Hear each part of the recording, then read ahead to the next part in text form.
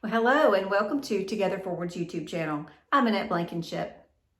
Today I thought we would take a step back and look at some time management tips and tricks to be able to get you to where you want to be. A lot of times, as leaders, we get into this just busy cycle, right? And we can't seem to get out of it. The more competent we are, the more we have to do. And a lot of times we never take a step back because we're just trying to get it done. And as business owners, I've noticed this trend as well. And so what happens is you started out your company and you were really good at it, and maybe you were the only one. And then what happened is you started adding team members to do certain things, but you never started to delegate, or you might not have ever been able to break free from you being the employee of at least one area of your business. And so what happens is we get so focused on our business and those tasks just take over, and we're just continually taking more and more on, and then things are happening, our team's not listening to us, or just different breakdowns happen. And so today I just wanted us to take a step back and look at our time and think about ways that we can make our lives just a little bit easier, right? So I'm going to start out with my story. And what happened was in 2017, I was a very busy leader and had a team and, was over an organization. And so I had started taking on a lot of different tasks and just was responsible for a whole lot of different things. So I was so busy, and I had things outside of work that I was doing, but I really was not happy at all. I was missing out on a lot that was going on in my life. I had a granddaughter, and I really wanted to spend more time with her, and just being able to be at home and not in this just crazy brain type thing, this definition of insanity that I never could get away from because I kept doing the same thing over and over again and never getting a different result. And so I really started to take a step back. And I said, okay, Annette, what is it that you really want out of life? And I was going to take the entire month to just think about this, but it really started to come to me fairly quickly. So as I got clear on what it was that I wanted, then I was able to start putting action plans in place to be able to execute on it. And I took a lot of different steps. And this has been over the course of several years. And I want to share with you today kind of the way I approached it, the way I went about it, and then now today, the things that I said I wanted to have 3 years ago, or back in 2018, I guess that's actually 4 now, I'm actually living the life that I had designed back then. So I want to run through them, and hopefully you'll take a tip away or two. These are hard to implement. Like I said, it took a while to get there, but hopefully today you'll be able to see something in yourself. Okay, so number one, I've already told you I got really clear about what I wanted to do and what I wanted my life to be in the next 3 years. So I started to set goals and figure out where is it that I want to go. I knew I didn't want to be as busy as I was, and I knew that I wanted to own my own business. And so I started to think about what that might look like, being able to have this 3 to 5 year plan. And when I got real clear about what I wanted and set my goals, I told my best friend and I told my husband what it was that I wanted. And I got agreement with him for some financial things that we wanted to make happen. The next thing I started to do was to eliminate the distractions, because I had this full plate, right? And there wasn't any room for anything else. And in order for you to make room for something else in your life, there's things that got to come off that plate. So as I started to think about what my new future was going to look like and how I can schedule these things to figure out how to get it done. So I took 2 weeks and I decided where am I spending my time now to really get the full understanding of where my time was going. And there was a lot of things that were going on. I was spending too much time at work. I didn't know how to, think about how to maybe cull that in a little bit. I was spending way too much time brooding and ruminating over things that were going on at work.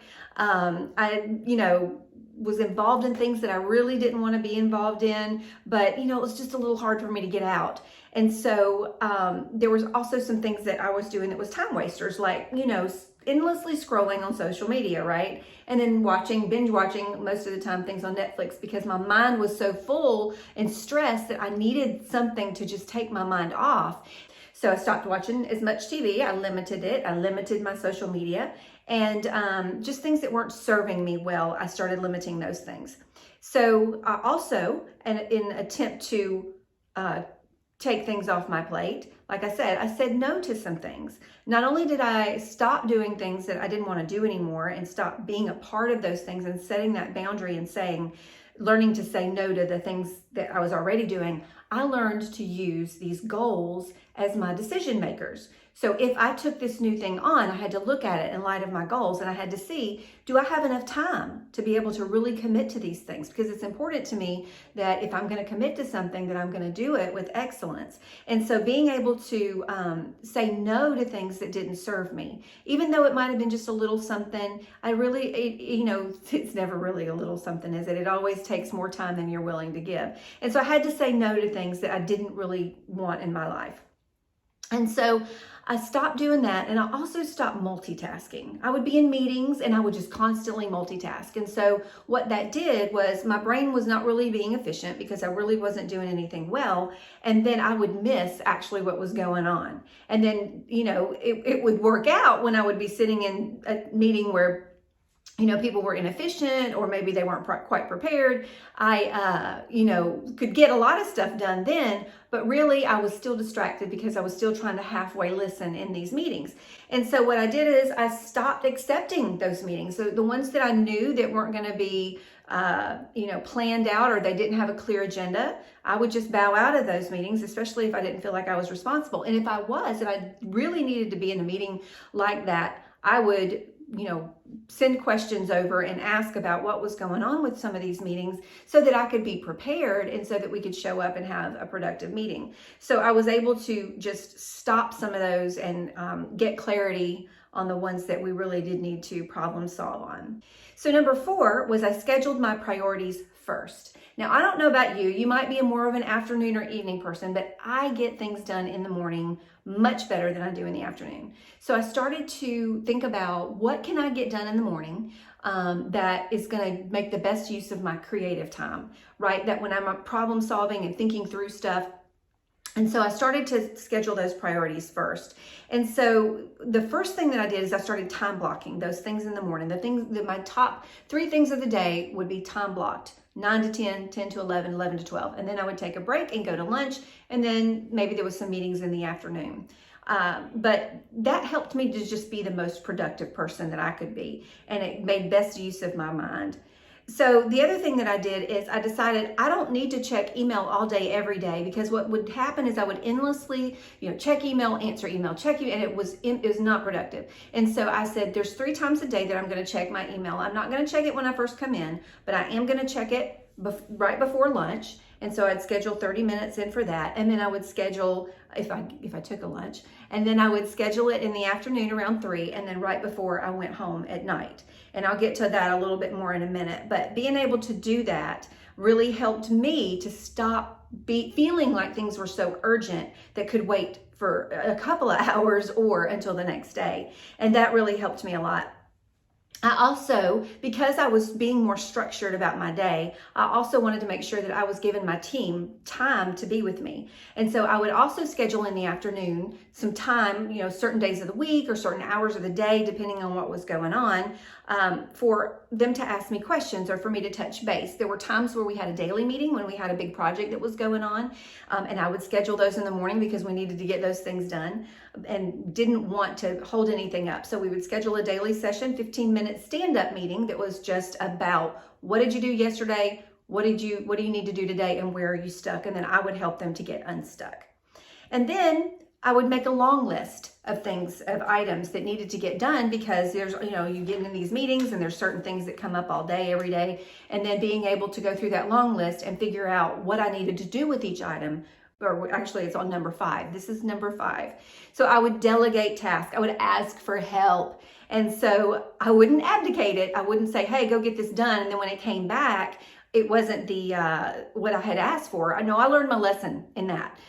So I stopped advocating, and I started to, realize where my weaknesses were. And I started to look at my team and figure out what their strengths were. And I started to delegate things, and we would talk about them during the week, in those meetings, or if they needed additional help, or even in their, weekly progress meetings or their one-on-ones, we would talk about that deliverable or that item that I had delegated to make sure that they were on track. Or sometimes if it was something that had to be done within the week, we would have certain touch points to make sure that I was getting exactly what it was that I thought I was getting and that we were clear.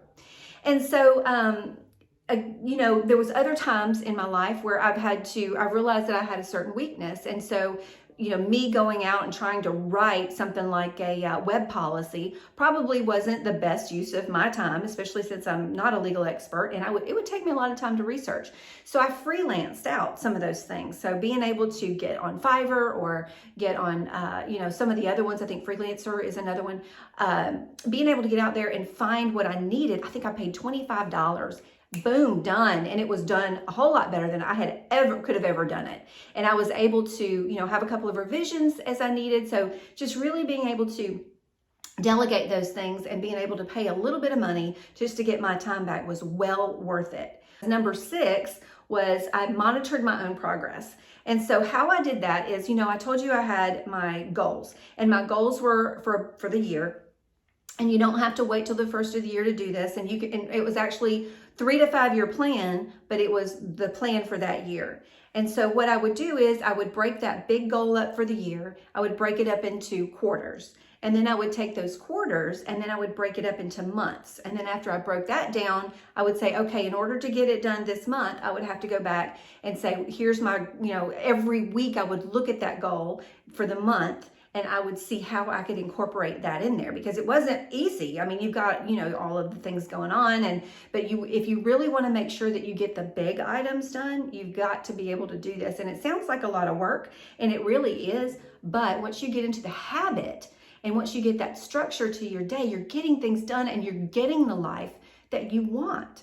And so I would have those goals and I would have them for the week, and I would be able to look at those every day. I would stop it. Let's say, if I'd get off at 6, then if I planned to get off at 6, then I would stop at 5:30 and I would plan for the next day, so that when I walked in, I didn't have to think about what I was doing. And I had already, like I said, time blocked my time things. And so, things go wrong today. And so what did you not get done today that you need to get done tomorrow? And so, being able to regroup and refocus those things was of the utmost importance for me. And so, a lot of times my day didn't end at 5:30. There was certain things I had to do, but I always tried to make time to plan for that next day. And it doesn't always take 30 minutes, especially once you get used to it and you remember what you didn't get done today. You can push it off until tomorrow, or somehow in the week, or you might have to work that extra time. But over time, once you start putting this structure into your life, it doesn't take away from the creativity. It gives you more time to be creative, because you're being very intentional about what it is that you're doing. And when you're not able, when the urgent does come, you're able to replan and refocus your plan to get it done, to be able to get it done. So then the other thing that I would do is on Fridays, I would take, because first thing I would do on Monday, I'd be like, okay, what am I supposed to be doing today? And so on Friday, I would take the time before I would go home to plan for that next week. And then this might require a little bit more time sometimes and not quite so much other times, depending on what you have going on. But I would take those 30 minutes and I would take an inventory of what the week had looked like. Where did the urgent come in? What happened? Do I need to do a root cause analysis on some of the things that happened so that we can better plan? Like if my team had an emergency and I would help them to get through it because maybe it was a customer thing, I would always want to know that following week. I'd always want them to come to me with a root cause of what happened, or just the data, or it might not be with my team member, it might be with another department. But I really tried to make sure that I carved out time so that that didn't happen again. And I wasn't being ugly about it. Things happen all the time. But if it happens recurring, if it's a pattern, then you really do need to dig in and figure out how to fix it. Now, the last thing that I did is number 7 is I took mental breaks. And so this has really been still a challenge for me, and I'm really trying to work here. So work-life balance is so important, not just for you, but for everybody. And when you're a busy leader, this is really hard. And so what I'm working on now is to just unplug in the evenings. But there's always something to research. There's always something to think about. There's always a new opportunity. There's always a new network group that you can go to. And those things are fine, and I do have them planned out. But I need to make sure that I am periodically unplugging. And so in the evenings, I might just turn off my phone, and especially my notifications, because a lot of times, you get emails and you get pings all throughout the day, and that's not healthy. And looking at it, you're focused on it all night, and then you can't sleep, and then you wake up tired the next day and you get the rest of it. But also working on self-care, so exercise and being able to take one vacation at least throughout the year, and then 10-minute breaks here and there. So being able to stop what you're doing. You've got something scheduled in the morning, like you've got an hour or so, taking 10 minutes out.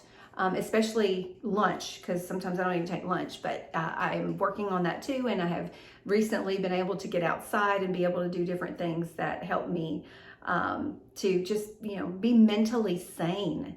And so hopefully today was helpful for you. Please leave me a message in the comments below if you took anything away, or if you've got something else that you can share with everyone. We'd love to hear it. Thank you for watching. We'll see you in the next video. If you enjoyed this video, go ahead and click that like button. Every like helps us to reach new people. And if you want to see new videos on leadership, strategy, and project management to help you with your business or career every week, go ahead and hit that subscribe button and notification bell. Also, please let us know what your top leadership, strategy, and project management challenges are so that we can make some new videos in the future with your feedback. Thank you for watching. I'm Annette Blankenship, and I'll see you in the next video.